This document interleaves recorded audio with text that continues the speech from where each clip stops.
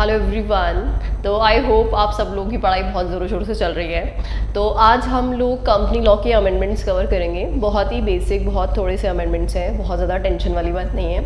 हाँ, आईसीएसआई के साइट पे जो सप्लीमेंट्स एड ऑन किए गए हैं उसमें काफ़ी सारे पेज दे रखे हैं। तो उन पेज को देख करके आप टेंशन में मत आइए कि वो इतने सारे अमेंडमेंट्स डाल दिए आईसीएसआई ने। तो वो बेसिकली बहुत पुराने अमेंडमेंट्स भी दे रखे हैं, 2023 के, उसके पहले के सेक्रेटरी स्टैंडर्ड बहुत पुराने अमेंडमेंट हैं, कुछ केस लॉज दे रखे हैं और इवन कुछ अमेंडमेंट्स ऐसे हैं जिसमें फॉर्म सब्स्टिट्यूट हो गए हैं, जैसे फॉर्म का फॉर्मेट चेंज हो गया है। तो इस तरह के बहुत सारे अमेंडमेंट्स हैं जो हमारे लिए कोई रेलेवेंट नहीं है एग्जाम पॉइंट ऑफ व्यू से।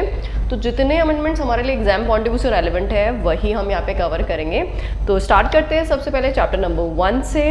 देखिए चैप्टर नंबर 1 में कुछ चीज़ें जैसे हमने पढ़ी नहीं है वैसे तो, पर कुछ नए नाम यहाँ पे हम देखेंगे।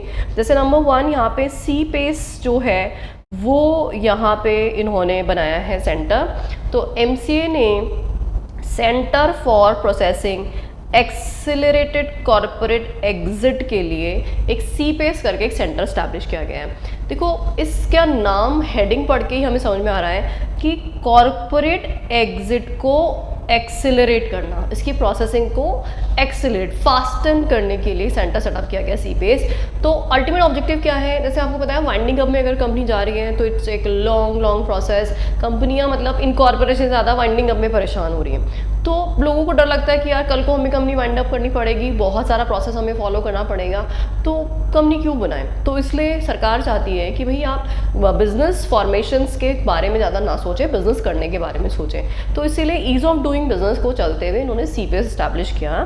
तो क्या किया गया, has establish the centre for processing accelerate corporate exit, CPACE be located at Indian institute of corporate affairs. तो कहाँ लोकेटेड है, Indian institute of corporate affairs में, मानेसर, गुरुग्राम। और कब से इफेक्टिव हुआ, 1 अप्रैल 2023 से। CPACE जो है एक सिग्निफिकेंट स्टेप है towards providing ease of companies, ease to the companies for closing their business. तो मेन ऑब्जेक्टिव क्या है, एग्जिट है, कॉर्पोरेट एग्जिट है, तो ऑब्वियसली क्लोजिंग ऑफ कंपनीज करने के कंसर्न में उनको रिलैक्सेशन दिया जा रहा है कि बोले ज़्यादा आपको पैनिक करने की ज़रूरत नहीं है, their business and getting their names removed from the register of companies. तो जो ROC रजिस्टर मेंटेन करता है कंपनीज का, उसमें से आपको नेम रिमूवल कराना है, तो उसके लिए आपको बहुत लॉन्ग टर्म प्रोसेस फॉलो नहीं करना है, बहुत आसानी से हम आपका नाम रिमूवल करवा देंगे। तो इस इंटेंशन के साथ ये CPACE जो है वो स्टैब्लिश किया गया था। आई होप ये समझ में आ गया टॉपिक, छोटा सा टॉपिक है। चलिए नेक्स्ट है, ये सेंट्रल प्रोसेसिंग सेंटर जो है वो इस्टेब्लिश किया गया है, सेंट्रल प्रोसेसिंग सेंटर। देखो यहाँ पे ये जो सेंटर CPC सेंटर जो सेटअप किए गए हैं CPC, इसका मेन मोटिव क्या है कि जैसे बहुत सारी फाइलिंग्स होती हैं, ROC के पास हर कंपनी बहुत सारे फॉर्म फाइल करती है, उनमें से 2 तरीके के फॉर्म्स होते हैं। एक तो होता है स्ट्रेट थ्रू प्रोसेस फॉर्म होता है जिसको हम STP फॉर्म भी बोलते हैं। आई गेस आपको याद होगा, हमने पढ़ा भी था इसके बारे में। तो बेसिकली 2 तरीके के फॉर्म्स होते हैं।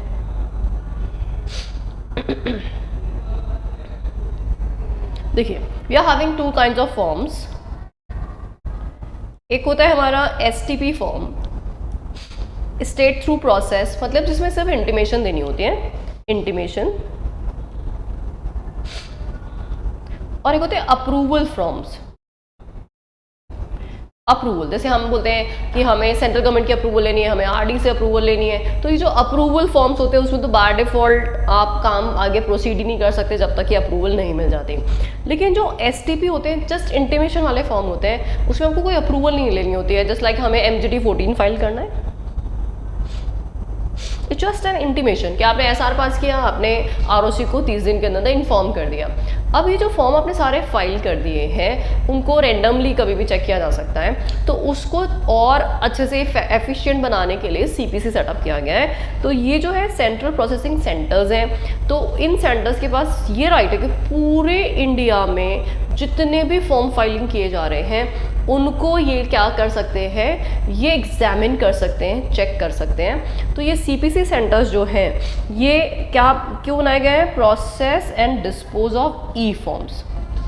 मेन ऑब्जेक्टिव क्या है, process and dispose of e forms filed along with the fee as provided in the companies registration of offices and fees rule 2014, तो जितने भी फॉर्म्स जो हमारे रूल्स के हिसाब से फाइल किए गए हैं उन सारे के सारे फॉर्म्स को प्रोसेस एंड डिस्पोज ऑफ करने के लिए ये सेंटर बनाया गया था.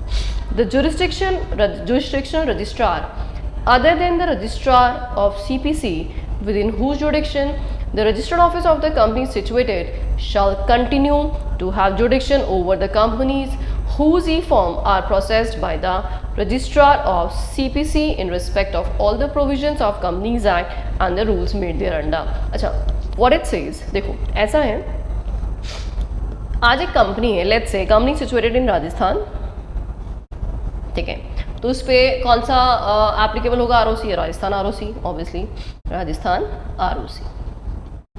अब ये जो राजस्थान में सिचुएटेड कंपनी है, मान लीजिए कोई फॉर्म फाइल करें, any kind of form, E form इन्होंने फॉर्म फाइल किया, तो ये जो ई फॉर्म है ऑब्वियसली एमसीए की साइट के थ्रू ही फाइल करेंगे. तो एमसीए के साइट के थ्रू इन्होंने फॉर्म फाइल किया.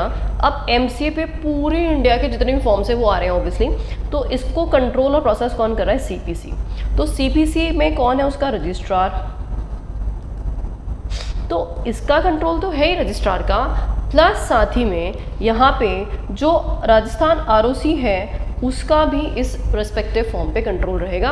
तो जिस कंपनी ने फॉर्म फाइल किया था उसके रजिस्टर्ड ऑफिस का जो भी आरओसी लगता है, जुडिक्शन आरओसी, उसका प्लस साथ ही में सीपीसी के रजिस्ट्रार, दोनों का यहाँ पे जुडिक्शन रहेगा. चलिए, companies registration offices and fees amendment rule 2024. अच्छा, यहाँ पे क्या किया गया? एक नया रूल ऐड किया गया है. After rule 10 the following rule shall be inserted, namely that is for rule number 10A, that is for CPC. जो सीपीसी अभी हम बात कर रहे हैं, तो registrar of CPC establish under subsection 1 of section 396. अब जो ये रजिस्ट्रार है, जो सीपीसी का रजिस्ट्रार एस्टैब्लिश किया गया था, तो उसको क्या पावर दिए गए थे, क्या पर्पस के लिए उसको एस्टैब्लिश किया गया है? तो पर्पस क्या है? एग्जामिन करना और कॉज टू बी एग्जामिन. या तो खुद एग्जामिन करो या किसी और से एग्जामिन कराओ. क्या एग्जामिन करो? एवरी एप्लीकेशन और ई फॉर्म या डॉक्यूमेंट, जितने भी एप्लीकेशन हैं, ई फॉर्म्स या डॉक्यूमेंट्स हैं, रिक्वायर्ड या अथोराइज टू बी फाइल्ड या delivered as provided under sub rule number 3 for approval, registration या taking on record by the registrar. तो जितने भी फॉर्म्स या एप्लीकेशन डॉक्यूमेंट फाइल किए गए हैं उनको आप examine and cause to be examine करने का इनको पावर दिया गया है. The registrar shall take a decision on the application e-form document within 30 days from the date of its filing. अब यहाँ पे देखो, ये जो रजिस्ट्रार ऑफ सीपीसी है ये क्या करेगा? जितने भी फॉर्म फाइल किए गए ना, उन सारे के सारे फॉर्म्स पे डिसीजन इनको लेना है 30 डेज़ के अंदर, कि इनमें कोई प्रॉब्लम तो नहीं है, सब कुछ ठीक ठाक तो है ना. तो 30 दिन के अंदर इनको डिसीजन लेना है. लेकिन कौन से फॉर्म में नहीं लेना है? excluding the cases in which an approval of CG, RD या any competent authority is required. अब भाई अगर किसी पर्टिकुलर फॉर्म में ऑलरेडी अप्रूवल वाला फॉर्म है, जो स्टेट थ्रू प्रोसेस वाला फॉर्म नहीं है, अप्रूवल वाला फॉर्म है, तो ऑटोमेटिक सी बात है वहाँ पे वो कंसर्न अथॉरिटी उसको एग्जामिन करने के बाद ही आगे प्रोसीड करवाएगी. तो उनमें तो सीपीसी को कुछ नहीं करना है. लेकिन उनके अलावा जितने भी फॉर्म्स हैं उनमें फॉर्म फाइलिंग के 30 दिन के अंदर अंदर डिसीजन मेकिंग किसको लेना पड़ेगा? रजिस्ट्रार सीपीसी को डिसीजन मेकिंग लेना पड़ेगा. The provision of sub rule number 2 to 5 of rule 10 shall apply mutatis mutandis in relation to the examination of the application. मतलब वही rule 10 के सारे provision इस पर as applicable हो जाएंगे. The registrar of CPC shall exercise jurisdiction all over India in respect of examination of following applications, e-forms, documents as specified under companies registration offices amendment rule 2024. तो I hope CPC का ये concept समझ में आ गया है. तो CPC एक body establish की गई है. पर्पस क्या है? पूरे इंडिया में जितने भी फॉर्म्स, डॉक्यूमेंट्स, ई फॉर्म्स वगैरह फाइल होंगे उनको एग्जामिन करना है, उन पर उसमें डिसीजन मेकिंग करना है. 30 दिन में इनके पास पावर होता है. और इनके साथ साथ उस रेस्पेक्टिव फॉर्म पे जो भी जुडिक्शनल आरओसी है उसका भी पावर रहेगा. चलिए, लेट्स मूव फर्दर. नेक्स्ट है deployment and usage of change request form. तो अभी यहाँ पे एक और फॉर्म की बात है. चेंज रिक्वेस्ट फॉर्म जो है वो अवेलेबल किया गया है Stakeholders are informed that change request form has been made available on version 3 portal for the convenience of the users of MCA 21 services। तो अभी आपको पता होगा वर्जन 3 चल रहा है MCA का, हर बार नए अपडेशंस के साथ न्यू MCA 21 आ जाता है। पहले सबसे पहले वर्जन 1 था, फिर 2 आया, फिर 3 आया।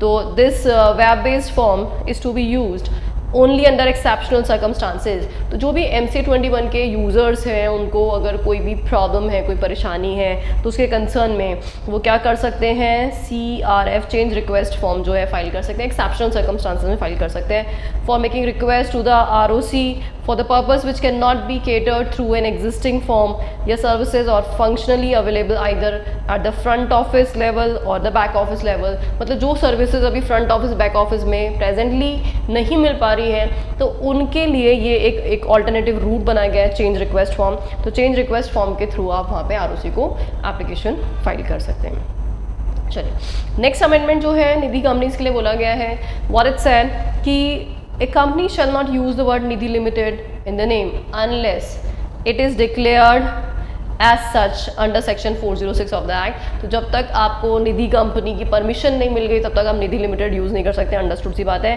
तो a company shall not use Nidhi limited unless it is declared by the CG by notification in the official gazette to be निधि और mutual benefit society as the case में भी। तो जब तक ऑफिशियल गजट में सेंट्रल गवर्नमेंट ने publish नहीं किया है तब तक आप निधि लिमिटेड वर्ड यूज़ नहीं कर सकते अनलेस इट इज़ पब्लिश्ड। तो अगर पब्लिश हो गया है तो आप यूज़ कर लेना, कोई दिक्कत नहीं है, सिंपल सा अमेंडमेंट है। चलिए let's move further, chapter number 2 की तरफ बढ़ते हैं। वो निधि कंपनी के कंसर्न में ये वो सेम अमेंडमेंट की बात कर रहा है जो अभी हमने बताया। तो as per the amended rule the word Nidhi shall be omitted from clause P, which means that if the proposed name includes word Nidhi, a declaration to be submitted by the applicant that the requirement mandated by the respective regulator have been complied with by the applicant is not mandatory। तो what it said कि भाई निधि आप अपने नाम के साथ जोड़ नहीं सकते हैं, आप तभी जोड़ पाएंगे जब आपने वो रिक्वायरमेंट जो अभी बताई थी ऑफिशियल गजट में पब्लिशिंग की वो फॉलो कर ली है। तो Nidhi company under the act does not have the last word Nidhi limited as part of its name shall be omitted. तो यहाँ पे क्या बोला जा रहा है कि भाई ऑफिशियल गजट में पब्लिश करा लो फिर उसके बाद यूज़ कर लेना। तो ये जो रेस्ट्रिक्शन है कि Nidhi company does not have the last word Nidhi limited as part of last name is omitted. तो एक क्लॉज दे रखा था कि Nidhi company Nidhi limited word use नहीं करेगी, वो हटा दिया गया है और वो यूज़ करेगी अगर ऑफिशियल गजट में पब्लिश हो गया है। तो निधि कंपनी का कॉमन जो अमेंडमेंट था दोनों चैप्टर्स पे एप्लीकेबल है। चलो अब हम नेक्स्ट चैप्टर की तरफ बढ़ते हैं, शेयर एंड शेयर कैपिटल की तरफ। तो शेयर एंड शेयर कैपिटल में जो अमेंडमेंट है वो कोई बहुत ज़्यादा अमेंडमेंट्स नहीं है, छोटे से अमेंडमेंट है। लेट्स सी क्या अमेंडमेंट है। According to the amendment every public company which issued share warrants, किसके कंसर्न में, शेयर वारंट्स के कंसर्न में है, prior to the commencement of companies act 2013, अब बहुत पुराने ज़माने के वारंट्स की बात हो रही है, and not converted into shares, है ना। 2013 में उससे पहले आपने वारंट्स इशू किए थे जिनको आपने कन्वर्जन नहीं कराया अभी तक, उसकी बात कर रहे हैं। शेल, अब उनको अचानक से इनको याद आ गया कि अच्छा अब उनका क्या करें हम, तो shall within a period of 3 months, within a period of 3 months of the commencement of the aforesaid amendment rules shall inform the registrar about the details of such share warrants in PAS 7। तो जो warrants convert नहीं होते उसकी details आपको PAS 7 के अंदर भेजनी है। ये रूल कब आया था, अक्टूबर 2023 में आया था। तो उसके 3 महीने के अंदर अंदर आपको क्या करना था, PAS 7 के अंदर आप उसी को इन्फॉर्म करना था। And within a period of 6 months of the commencement of the aforesaid amendment rules, require the bearer of share warrant to surrender such warrants to the company and gets the shares dematerialized in their account. For the purpose, the company shall place a notice for the bearer of the share warrant in form number PAS 8 on the website of the company if any, and shall also publish the same in the newspaper in vernacular language and in English newspaper। तो भाई देखो ऐसा है, first point में तो उसने क्या बोला कि आपने शेयर वारंट पहले इशू किए हुए थे कंपनीज एक्ट 2013 में और जिनका भी कन्वर्जन नहीं हुआ था, तो कन्वर्जन नहीं हुआ था तो उसकी इंटीमेशन आपको भेजनी थी ROC को कितने टाइम के अंदर, 3 months के अंदर, with in how many months, 3 months के अंदर अंदर, ठीक है। फिर उसके बाद इन्होंने बोला जब से ये रूल आए थे उसके बाद अब अगर कोई बियरर वारंट होल्ड करता है तो उसको बोला गया भैया आप बियरर वारंट होल्ड नहीं कर सकते, अब यहाँ पे डीमार्ट के अंदर ही होल्ड करना पड़ेगा आपको। तो अगर आप क्या करते हैं, आप बियरर वारंट होल्ड करते हैं तो आपको सरेंडर करना पड़ेगा इन वारंट्स को, और उसके बदले में आपको क्या लेना पड़ेगा, शेयर्स लेने पड़ेंगे डीमैट फॉर्मेट में, और इसके लिए आपको नोटिस पब्लिश करना पड़ेगा। नोटिस कौन से फॉर्म में पब्लिश करना है, पास 8 के अंदर नोटिस पब्लिश किया जाएगा। 2 जगह आपको नोटिस पब्लिश करना है, एक तो वेबसाइट पे अपलोड करना है प्लस 2 न्यूज़पेपर्स के अंदर भी आपको पब्लिश करना है। Third one, further in case any bearer of share warrant does not surrender the share warrant within the period referred, the company shall convert the share warrant into demat form and transfer the same into the IPF account। और अगर holder नहीं आ रहा आगे से तो company की duty डाल दी है कि कंपनी को खुद से उसको क्या करना है, कन्वर्ट कर देना है शेयर्स में और डीमैट में कन्वर्ट करके IPF अकाउंट में ट्रांसफ़र कर देना है। According to the amendment, now mandatory dematerialization requirement is applicable on all securities of every private company also, but excluding small companies, government companies, at a timeline of 18 months is provided from the closure of financial year in which a private company is not a small company for the compliance with the mandatory dematerialization requirement। और अब हर company को क्या करना पड़ेगा, अपने securities demat में रखनी पड़ेगी, चाहे वो प्राइवेट कंपनी ही क्यों ना हो, पब्लिक हो प्राइवेट हो, हर कंपनी को पब्लिक पे तो पहले भी था, प्राइवेट कंपनीज पे भी एप्लीकेबल हो गया। सिर्फ कौन सी कंपनीज पे ये एप्लीकेबल नहीं है, दैट इज़ व्हाट, एक तो स्मॉल कंपनीज जो हैं उनको एग्जाम्पशन दे दिया है, और जो गवर्नमेंट कंपनीज हैं उनको एग्जाम्पशन दे दिया है कि इनको यहाँ पे ज़रूरी नहीं है कि डीमैट में रखें, बाकी उसके अलावा सारी कंपनीज प्राइवेट कंपनीज को भी क्या करना पड़ेगा, डीमैट में शेयर रखने पड़ेंगे। और कितना टाइम पीरियड दिया गया, 18 मंथ्स का टाइम पीरियड उनको प्रोवाइड किया। कहाँ से, closure of the financial year in which private company is not a small company for the compliance with the mandatory dematerialised requirement. जैसे मान लीजिए एक प्राइवेट कंपनी थी, पहले स्मॉल कंपनी थी, स्मॉल कंपनी से अब वो नॉर्मल प्राइवेट कंपनी बन गई है, उसका कैपिटल टर्नओवर बढ़ गया है, तो उस केस में जब भी वो स्मॉल कंपनी नहीं रहेगी तो उसके 18 महीने के अंदर अंदर उसको इस कंप्लाइंस को पूरा करना पड़ेगा। तो आई होप ये वारंट्स वाला केस समझ में आ गया आपको। तो वारंट्स वाले केस में हमने क्या क्या पढ़ा, 2 फॉर्म नंबर्स पढ़े, PAS 7 एंड PAS 8। PAS 7 के अंदर डिक्लेरेशन जा रहा है कि भाई हमने क्या कर रखा है, ये वारंट्स जो है अभी तक कन्वर्ट नहीं कराए। और दूसरा PAS 8 में क्या बोला गया है, जिनके भी फिजिकल वारंट्स है उनको नोटिस दिया जा रहा है, बियरर वारंट जो है कि भाई तुम आकर के अपने वारंट सरेंडर कर दो और उनके बदले में शेयर्स ले लो, डीमैट के अंदर शेयर्स कन्वर्ट करा लो, ठीक है। चलिए let's move further. That is what companies listing of equity share and permissible jurisdiction rule 2024 in pursuance of the announcement on July 28, 2023 by the Union Minister for Finance and Corporate Affairs Srimati Nirmala Sitharaman to enable direct listing of the Indian companies at GIFT IFSC exchanges in the first phase. The Department of Economic Affairs, Ministry of Finance has amended FEMA non-debt instrument rules 2019 and notified the direct listing equity shares of companies incorporated in India on international stock exchanges।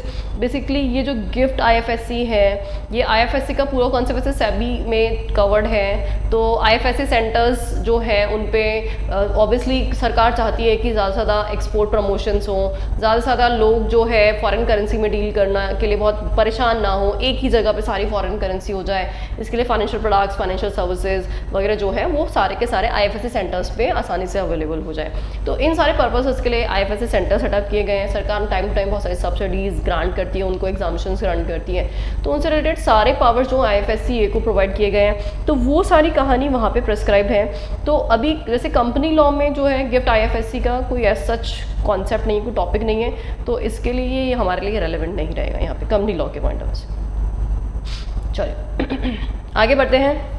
The company's prospectus and allotment securities amendment rule 2024 in exercise of the powers conferred under Companies Act 2013, the central government hereby has notified amendment rule number 9B which relates to the securities demat form by the private company. जो अभी मैं बता भी रही थी आपको कि private companies को भी अब सिक्योरिटीज़ किस में रखनी पड़ेगी, डीमैट में रखनी पड़ेगी। तो ये रूल नंबर 9B, 9A तो पहले से था ही, आपको याद ही होगा। रूल नंबर 9A में पब्लिक कंपनीज को मैंडेट कर दिया था कि डीमैट में होगा। अब 9B भी इंसर्ट कर दिया उन्होंने कि जिसके हिसाब से अब प्राइवेट कंपनी को भी डीमैट में रखना पड़ेगा। तो अब producer company covered under 9B shall issue the securities only in demat form and facilitate dematerialization of all the securities in accordance with the provision of Depositories Act and regulation made thereunder and comply with the provisions within a period of 5 years from the closing of the financial year. तो producer companies को क्या बोला गया कि producer company जो है वो 5 years के अंदर अंदर क्या करेंगी, एक तो जो भी नए शेयर, एक तो आपको क्या करना है, एग्जिस्टिंग जितने भी शेयर्स हैं उनको डीमैट में कन्वर्ट करना है, कंप्लाई करना है प्रोविजंस को, प्रोविजंस कंप्लाई करने हैं किसके, डिपॉजिटरीज एक्ट के, है ना, डिपॉजिटरी एक्ट के सारे प्रोविजन कंप्लाइंस करना है।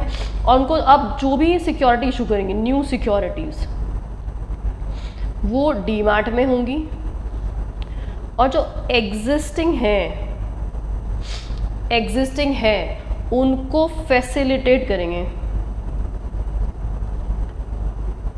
डीमैट में कन्वर्जन करने के लिए। ये प्रोविजन डाला है रूल नंबर 9B में।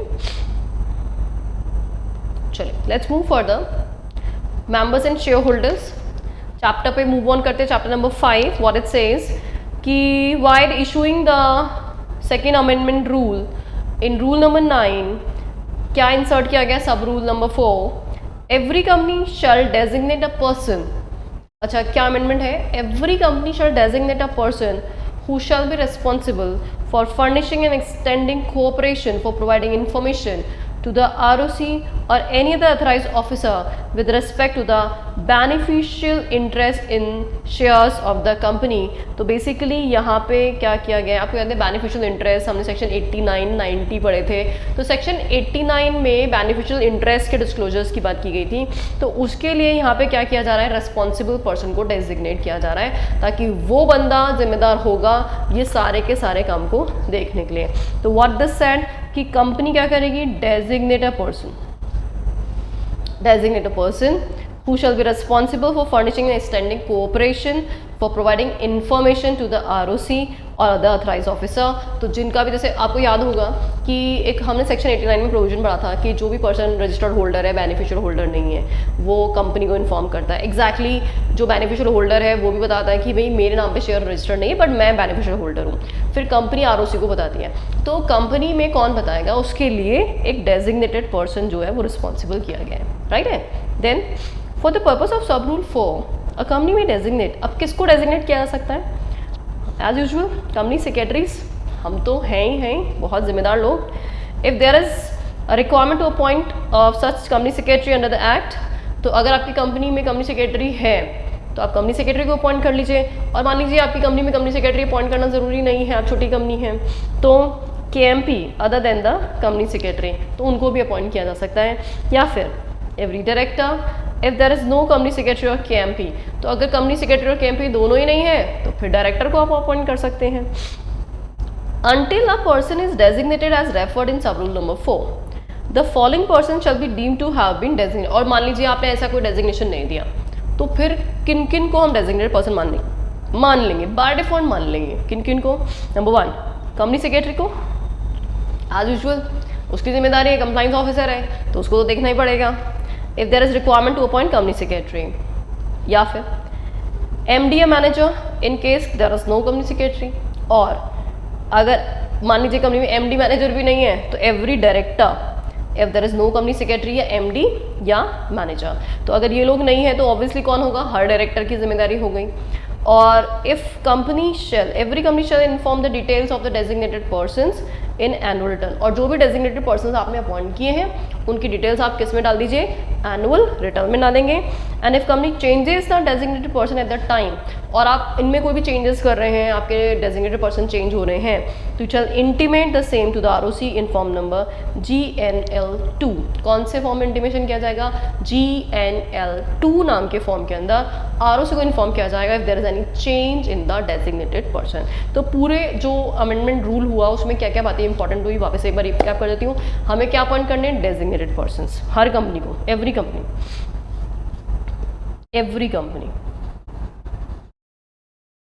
क्या करेगी, अपॉइंट डेजिग्नेटेड पर्सन। अच्छा, डेजिग्नेटेड पर्सन का ऑब्जेक्टिव क्या है, टू कोऑपरेट और इन्फॉर्म ROC किसके कंसर्न में? बेनिफिशियल इंटरेस्ट के कंसर्न में। अच्छा, और अब ये डेजिग्नेटेड पर्सन आखिरकार होगा कौन? Who will be this person? This person can be company secretary अगर है तो, नहीं तो केएमपी, और नहीं तो डायरेक्टर।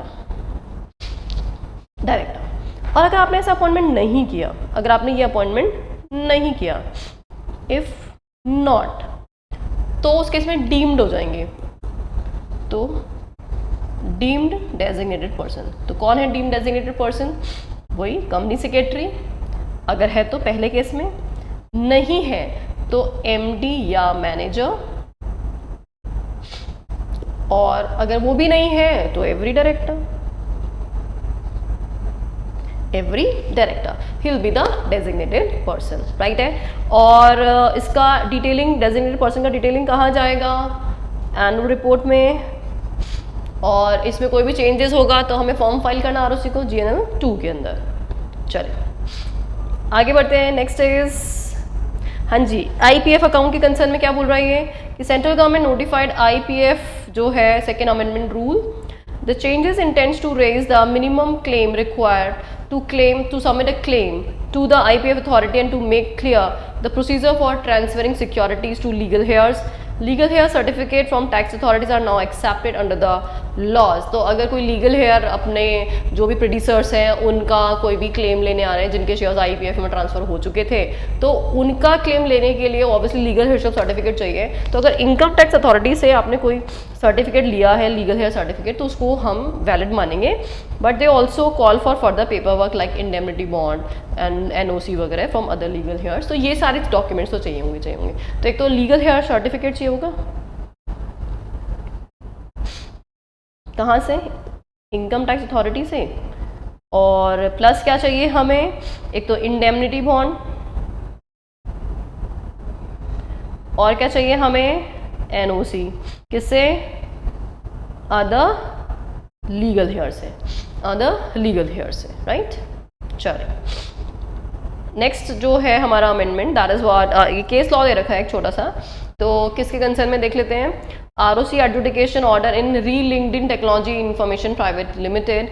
और तो उस केस में क्या हुआ था, व्हाट इज द केस? तो ROC of Delhi and Haryana in the matter of LinkedIn India Technology Private Limited has passed an adjudication order against LinkedIn for violation of statutory compliances of section 8990। 8990 आपको पता ही है कि हमें डिस्क्लोजर ऑफ इंटरेस्ट बताना पड़ता है, SBO significant beneficial owner, कि किसका एक्चुअली कितना इंटरेस्ट है, और कोई किसी और के नाम पे शेयर होल्ड करता है तो डेफिनेटली उसको इंटीमेशन देनी पड़ती है ना। तो इसमें क्या हुआ था, डिसीजन क्या किया गया कि ROC based it's finding on majorly 3 grounds: holding subsidiary relationship, that is what LinkedIn Corporation, by virtue of being the holding company of LinkedIn India, as stated in financial statement, has control over the composition of board of directors in LinkedIn India। Obviously holding company, holding subsidiary का relationship जो है section 90 में fall करता है। Reporting channels, majority of directors in LinkedIn India were either the employees of Microsoft Corporation or the LinkedIn Corporation। And board resolution passed by the LinkedIn India by which it authorized the CFO, treasurer and the assistant treasurer of Microsoft Corporation to operate the bank account of the LinkedIn India। तो यहाँ पे आपस में interest connection set हो रहा है इन सारे reason की, होल्डिंग सब्सिडरी कंपनी बन गई है, साथ ही में इनमें मेजॉरिटी ऑफ स्टेक जो है एम्प्लॉयज़ जो हैं उनका आपस में कनेक्शन सेट हो गया है, और प्लस साथ ही में बैंक ऑपरेशंस वगैरह करने के लिए बीआर वगैरह पास किया गया था। तो ROC's order penalise LinkedIn India and its directors along with mister Ryan Roslansky and the Satya Nadella with the cumulative amount of 21.5 lakh on the ground that they failed to declare their SBO in the LinkedIn India। तो इन्होंने यहाँ पे declaration section 90 में declaration में default किया था, इसलिए उन पे पेनल्टी इम्पोज की गई थी। एक नॉर्मल सा केस था। चलिए next is chapter number 8, distribution of profits. हाँ जी, इसमें जो है रूल नंबर, सब रूल नंबर 13 जो है उसमें क्या है, earlier any amount required to be credited by the companies to the fund as provided under sub rule 10, 11 and 12 shall be remitted into the specified account of IEPF authority maintain in the PNB with in 30 days. ठीक है, पहले this was the provision कि जो भी आपका amount है, जो IPF authority का पीएनबी में जो अकाउंट है उसमें 30 दिन में पेमेंट करना था। लेकिन अब क्या बोल रहा है, after the amendment the amount shall be transferred online to the authority within a period of 30 days from the date of such amount becomes due. तो ये जो पेमेंट है अब ऑनलाइन ही जाएगा, यहाँ पे आप कोई फिजिकल पेमेंट या मैनुअल पेमेंट नहीं करेंगे। तो अब स्ट्रिक्टली प्रोविजंस हैं 30 दिन के अंदर अंदर आपको ऑनलाइन, ये मतलब 30 दिन वाला तो एक तो खत्म ही है। क्या बोल रहा है, what 30 days from the date of remittance और within 30 days from the date of enforcement of this rule as the case में बी शैल बी ओमिटेड। तो ये प्रोविजन नहीं है, आप प्रोविजन सिंपल क्या है कि transferred online to the authority within a period of 30 days from the date amount becomes due. मतलब जिस दिन ये अमाउंट ड्यू बन जाएगा उसके 30 दिन के अंदर अंदर ही आपको ऑनलाइन ट्रांसफ़र करना है। बस सिंपल सी बात है, ऑनलाइन ट्रांसफ़र करने की रिक्वायरमेंट है और कुछ नहीं है। ऑनलाइन ट्रांसफ़र किसको, अथॉरिटी को। और कितने दिनों में, 30 days of due. Earlier, any amount required to be credited by the companies to the fund as provided under sub-rule 11A shall be remitted into the specified account of IPF authority maintained in the PNB. However, after amendment, now it shall be transferred online to the authority within a period of 30 days from the date of amount become due. Again, वही online जो है 30 दिन के अंदर transfer किया जाएगा। और ये जो word 30 days from the date of remittance और within 30 days commencement of this rule as a case में भी ओमिटेड। तो ये जो पहले था 30 दिन वाला जो प्रोविजन, ये ओमिट हो गया है। तो प्रोविजन आने के 30 दिन, क्योंकि अब तो बहुत टाइम हो गया ना आईपीएफ रूल्स को आए हुए, तो अब ये क्यों बोलेगा कि 30 days from the date of commencement of IPF amendment rule, तो वो चीज़ एप्लीकेबल नहीं है। चलिए next is 6A। Earlier amount required to be credited by the companies to the fund as provided in sub-rule number 9, 10, 11 shall be remitted into the specified account of IPF maintained in the PNB. However, after the amendment shall be transferred online to the authority. ये सब जगह वही online वाले ही पूरी रामायण है, तो online ही है बस, और कुछ अमेंडमेंट नहीं इसमें। चलिए, एक है merger of forms IPF 3 with IPF 4 and IPF 7 with IPF 1 along with change in the payment process। तो अभी इन्होंने क्या किया कि जो IPF 3 है ना वो किसके साथ मर्ज हो गया, 4 के साथ। IPF 7 जो है वो किसके साथ मर्ज हो गया, IPF 1 के साथ। तो मतलब अब अलग से 3 फाइल नहीं करना है और 7 फाइल नहीं करना है, अब आपका 4 और 1 से ही पर्पस सॉल्व हो जाएगा। That is the amendment. चलिए let's move for the accounts and auditor. देखिए अकाउंट्स एंड ऑडिटर की जो अमेंडमेंट्स देखेंगे उसमें इंडियन अकाउंटिंग स्टैंडर्ड के बारे में अमेंडमेंट दे रखे हैं। तो इंडियन अकाउंटिंग स्टैंडर्ड तो हमारे सिलेबस का पार्ट था ही नहीं, तो वो सारे अमेंडमेंट्स हमारे लिए इररेलेवेंट थे। ठीक है, अच्छा अब यहाँ पे क्या बोल रखा है इसने, as per the amendment a new provision is inserted in rule, that is what rule number 12(1)(b).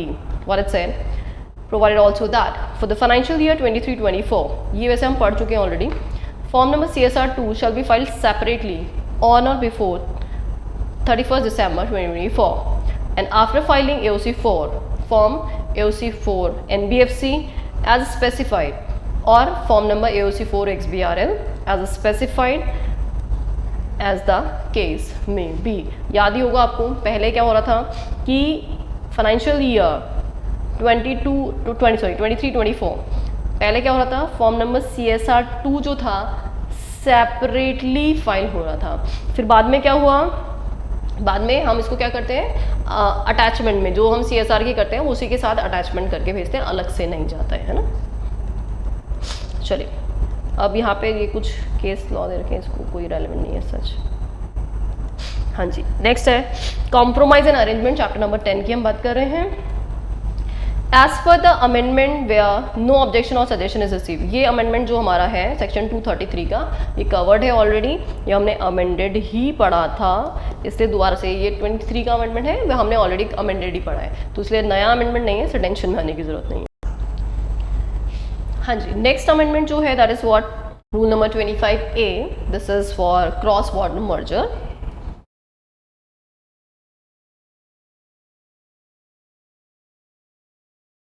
अच्छा, क्रॉस बॉर्डर मर्जर में क्या होता है, एक फॉरेन कंपनी होती है और एक इंडियन कंपनी होती है, right.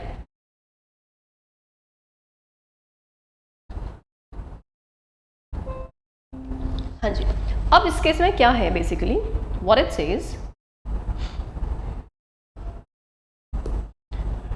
where the transferor foreign company incorporated, foreign company तो ऑब्वियसली इनकॉर्पोरेटेड आउटसाइड इंडिया ही होगी।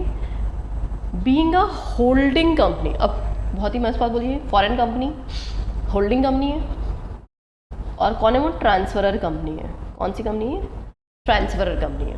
और फिर ट्रांसफरी कौन हुई, इंडियन कंपनी। ये सब्सिडरी हुई, कौन सी वाली सब्सिडरी है, wholly own subsidiary, wholly own subsidiary company incorporated in India. तो this is what the wholly own subsidiary.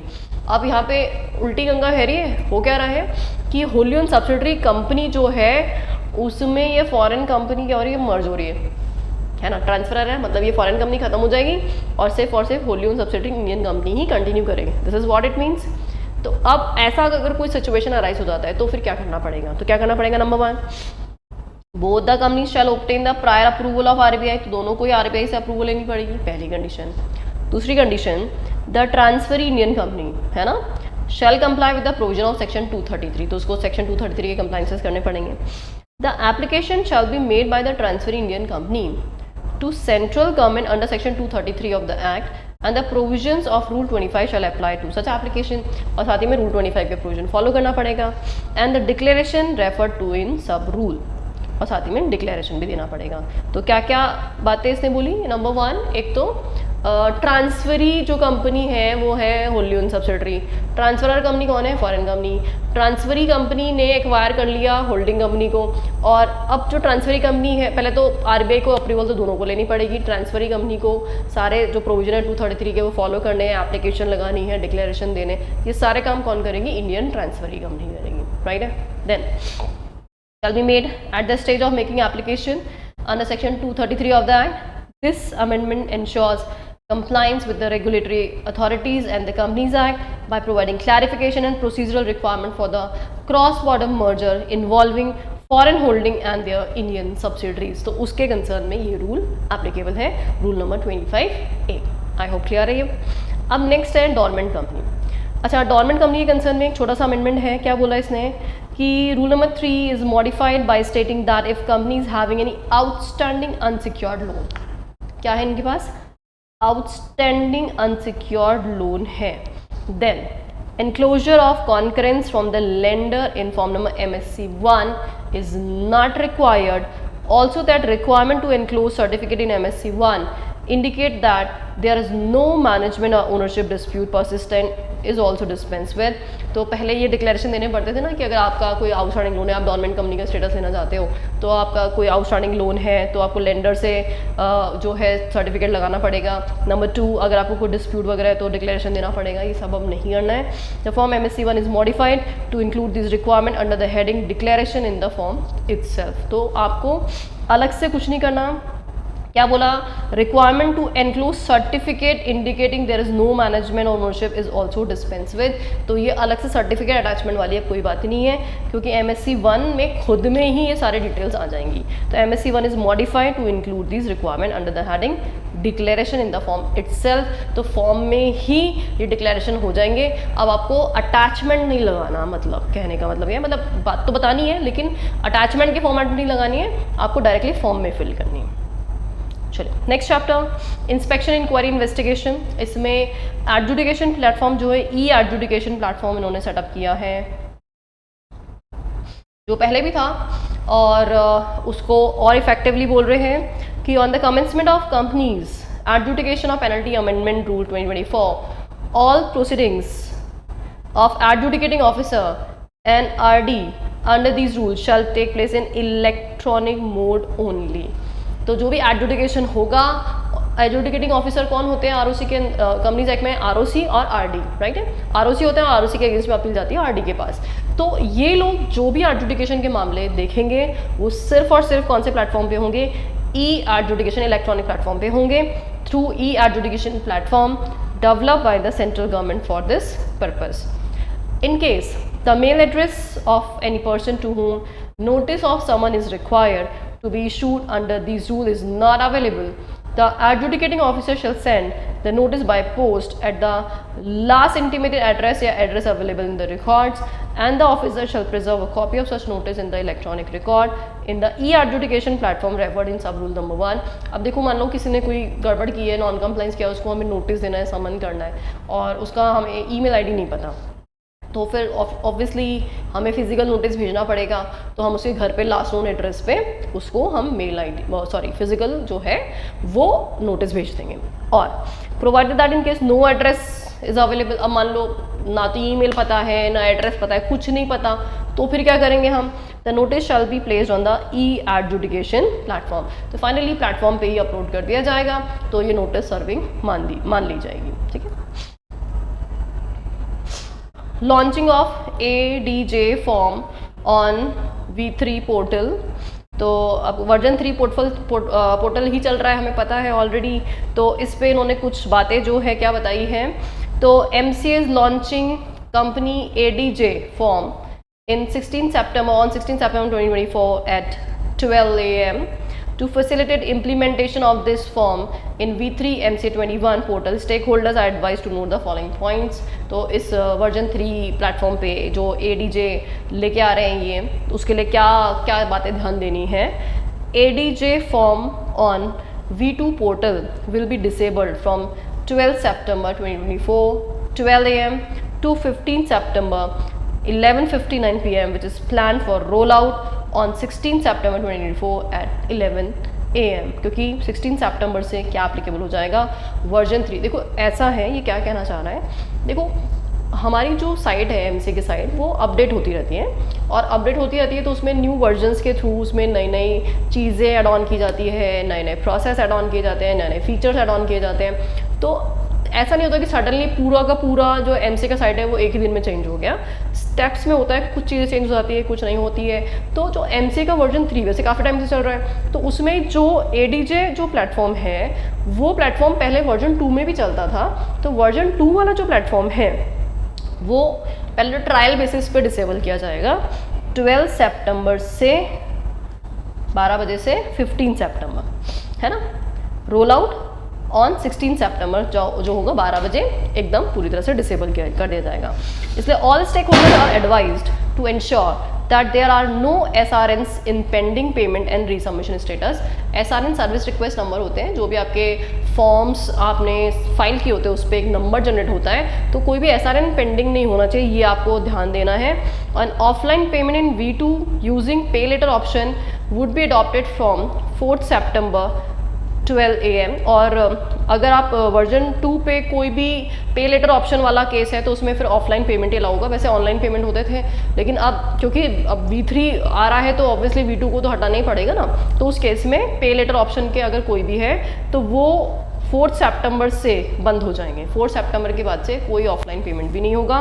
तो you are requested to make payment of these forms in V2 through online mode. तो अब जो आपको V2 format जो था उसमें आपको पेमेंट का जो भी ऑप्शन दिया गया था कि आप पे लेटर पेमेंट कर सकते हैं. जैसे प्रोफेशनल्स होते हैं, प्रोफेशनल कंपनी के बिहाफ पे क्या करते हैं, फॉर्म फाइलिंग करते हैं. तो बहुत बार प्रोफेशनल्स को ये दिक्कत आती है कि यार अगर हमने पेमेंट कर दिया, कल को कंपनी से हमें पेमेंट नहीं मिला तो पेमेंट मांगने में हमारी ज़िंदगी ख़त्म हो जाएगी. तो ऐसे सर्कमस्टांसेस में पे लेटर का एक ऑप्शन दिया जाता है, जिसमें कंपनी हम फॉर्म फाइल कर देते हैं, कंपनी अपने बिहाफ पे पेमेंट कर देगी. अब उसमें दोनों तरह के ऑप्शंस थे, ऑनलाइन ऑफलाइन. तो अब यहाँ पे इन्होंने बोला कि भाई ऐसा है कि 4 सितंबर से ऑफलाइन जो भी पेमेंट है वो बंद कर दिए जाएंगे.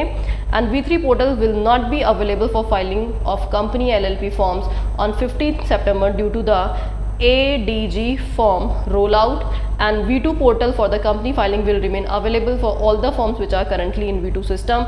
Stakeholders may plan accordingly. तो ये चीज़ कोई as such एग्जाम पॉइंट से कोई खास रेलेवेंट नहीं है, ये ठीक है दे रखा था तो मैंने आपको बता दिया.